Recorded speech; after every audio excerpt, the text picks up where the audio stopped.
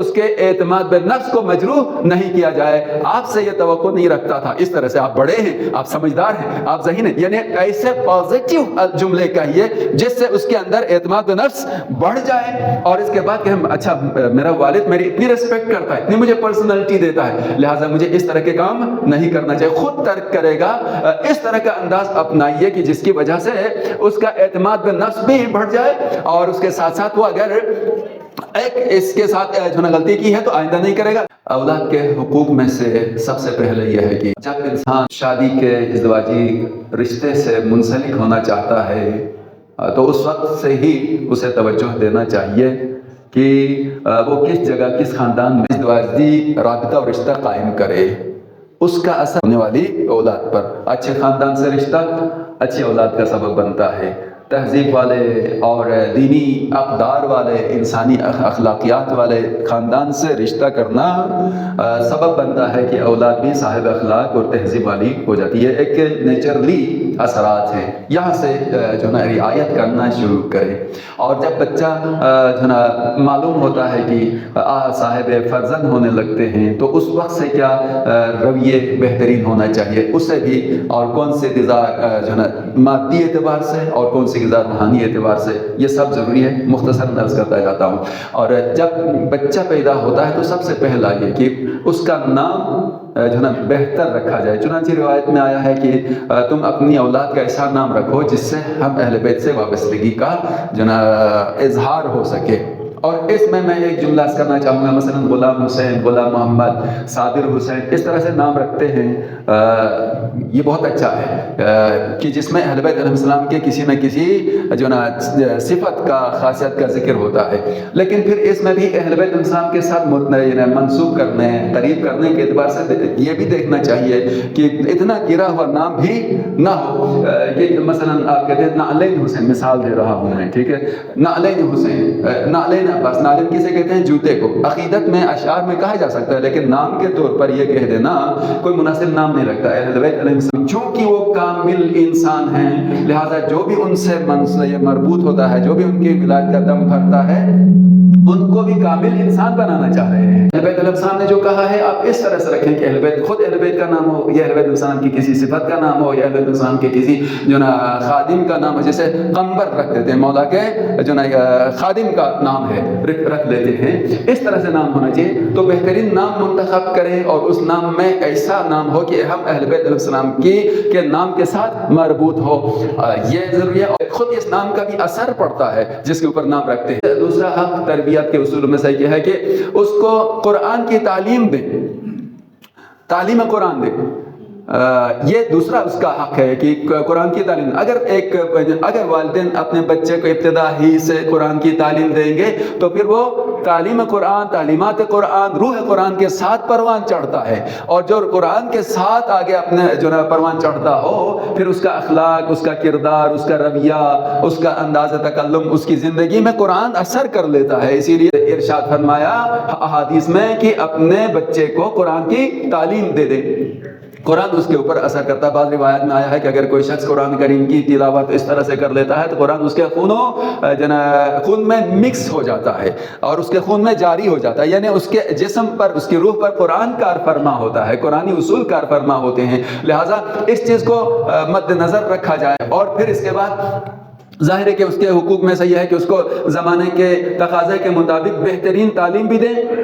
جتنا بھی تم سے ممکن ہو سکتا ہے اچھی تعلیم دلا دیں، اچھی تربیت، اچھی تعلیم۔ اور جب وہ سن ازدواج پر پہنچتا ہے تو حتی الامکان اس کے لیے ازدواج کا انتظام بھی کریں، اس کو معاشرے کے حوالے نہ کریں، چونکہ اس کے فطری نیچرلی تقاضے یہ ہوتے ہیں کہ اس کو ابھی شادی کرنی چاہیے۔ تو یہ جو نا اس کے جو نا تربیت کے اصولوں میں سے، جس کو اس طرح سے تربیت کریں گے وہ بچے آئندہ کے لیے باقیات الصالحات میں سے بن جاتے ہیں۔ اور اس تربیت کے مراحل میں صرف متصل کرنا چاہوں گا وہ یہ ہے کہ پرسنالٹی دے دیں، ان کے ساتھ محبت کریں، شفقت کریں، اور پھر ان کے لیے پھر گھر میں یا کسی لحاظ سے آزاد نہ رکھیں۔ ایک اصول شاید عرض کر سکوں یہاں پر کہ ان کو آزاد نہ رکھیں، ان کے لیے کچھ اصول و ضوابط بنائیے، ان کے لیے کچھ قوانین بنائیے جو ان کے فائدے کے ہوں، جو ان کے لیے جو نا اچھے ہوں اور فائدہ دے سکتے ہوں، ایسے قوانین بنائیں، خود بھی ان قوانین پر کاربند رہیے اور بچہ بھی اس پر کاربند رہے.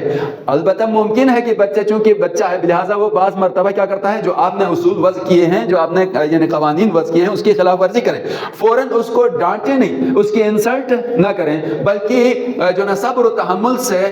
اس انداز سے اس کے ساتھ جو برتاؤ کریں کہ وہ اپنی غلطی کا احساس کرے اور آئندہ دوبارہ وہ غلطی نہ کرے. بعض مرتبہ ایسا ہوتا ہے کہ کچھ اصول بنا دیے ہیں, تم میرے اصولوں کے خلاف چل رہے ہو, فوراً ڈانٹنا شروع کر دیا, جس کی وجہ سے اس کے ذہن پر, اس کے نفسیات پر برا اثر پڑتا ہے. اور نہ صرف برا اثر پڑے گا, اندر سے ایک نافرمانی کا جذبہ اٹھنے لگتا ہے. اور بعض مرتبہ تم جو نا اس کی تحقیر نہ کریں, اولاد کی تحقیر نہ کریں. تحقیر کرنے سے ان کا جو اعتماد بے نفس ہوتا ہے, جس کو سیلف کانفیڈنس کہتے ہیں, وہ مجروح ہو جاتا ہے. اگر کسی کا سیلف کانفیڈنس ختم ہو گیا تو کسی کام کا نہیں رہتا. وہ ہر چیز میں اپنے بارے میں, اپنے کام کے بارے میں شک کرنے لگتا ہے. پتہ نہیں میں نے اچھا کیا یا صحیح کیا یا نہیں کیا, غلط کیا صحیح کیا, اس حوالے سے ہر لحاظ سے وہ شک میں پڑ جاتا ہے. لہٰذا اگر کہیں چھوٹی موٹی بچہ ہونے کے اعتبار سے غلطی بھی کر جاتا ہے تو اس کے اعتماد بے نفس کو مجروح نہیں کیا جائے. آپ سے یہ توقع نہیں رکھتا تھا. اس طرح سے آپ بڑے ہیں, آپ سمجھدار ہیں, آپ ذہین ہیں, یعنی ایسے پازیٹیو جملے کہیے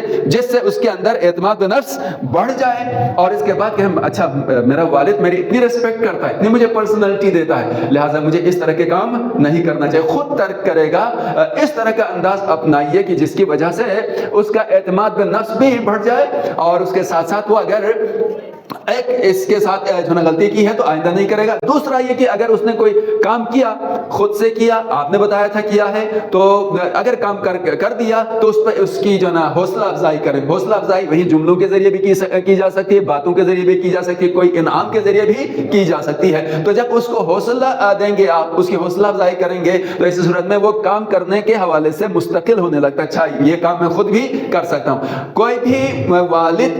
جو نا یہ نہیں چاہتا کہ اولاد اس سے وابستہ رہے, بلکہ ہر والدین یہی چاہتے ہیں کہ اپنی پریکٹیکل لائف میں جا کر مستقل ہو جائے, اپنے کام خود سنبھال سکے. تو اس کی پریکٹس اس وقت ہو سکتی ہے کہ جب جو نا گھر سے والدین اس کو یعنی اس طرح سے پروان چڑھائیں, اس کو چھوٹی ذمہ داریاں بھی دے دیں, انجام دینے پر ان کی تشویق کریں, ان کی حوصلہ افزائی کریں, تو جس کے نتیجے میں وہ کیا کرتا ہے,